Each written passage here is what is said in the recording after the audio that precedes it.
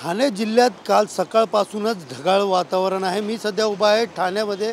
आपण पाहू शकता या ठिकाणी देखील आज सकाळपासून पूर्णपणे ढगाळ वातावरण असून पुढील 24 तास हलक्या सरी होण्याची शक्यता वर्तवली जात आहे। एकंदरीत पाहायला गेलं तर मान्सून 31 मे पर्यंत केरळमध्ये तर 10 जून पर्यंत मुंबईसह कोकणात हातपाय पसरणार असल्याचे दावा जो आहे तो हवामान खात्याकडून व्यक्त केला होता। मात्र याआधीच ठाणे, मुंबई, रायगड या काही भागामध्ये 27 मे ते 19 मेच्या दरम्यान हलका पाऊस देखील होणार असल्याची शक्यता हवामान खात्याने व्यक्त केली होती। MMR रिजनमध्ये पाहायला गेलं तर गेले काही दिवसापासून 40 ते 42 डिग्री तापमान होते।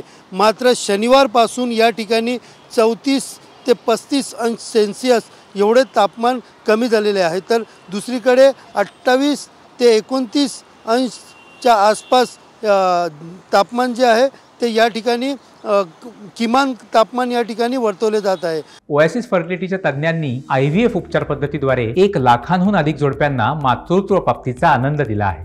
मोफत अपॉइंटमेंट बुक करण्यासाठी आजच संपर्क साधा। आज सकाळपासूनच पाहिलं गेलं तर ठाणे जिल्ह्यामध्ये ढगाळ वातावरण असून हवामान खात्याने ठाणे, मुंबई व रायगड या काही भागात 27 मे ते 19 मेच्या दरम्यान मेघगर्जनासह पाऊस पडण्याचा इशारा दिला आहे। मात्र जून महिन्याच्या आधी मान्सून सुरू होणार असल्याने उकाड्याने हैराण असलेल्या नागरिकांना मोठा दिलासा मिळणार आहे।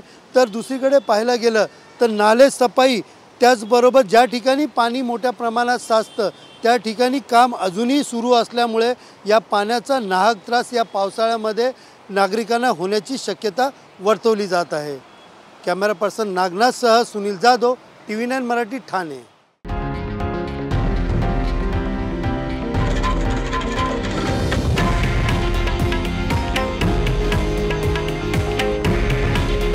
हे आहे देशातील नंबर 1 न्यूज नेटवर्क आणि आपण पाहत आहात TV9 मराठी।